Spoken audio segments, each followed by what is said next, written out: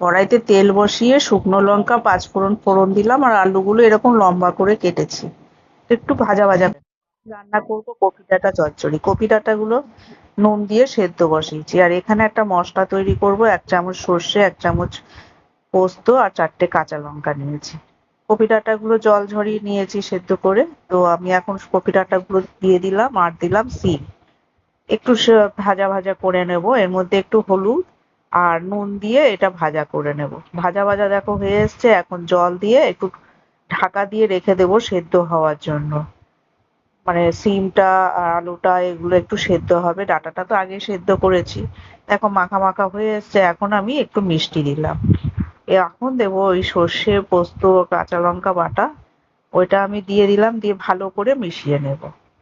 এটাতে একটু মিষ্টি দিতে লাগে, মিষ্টি মিষ্টিও লাগে একটু। ঝাল যতটা খাবে তাই আমি 4টে কাঁচা লঙ্কা দিয়েছি।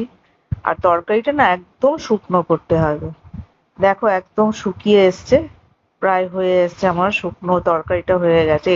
এটা দিয়ে গরম ভাতে খেতে খুব ভালো লাগে। তোমাদের কেমন লাগলো?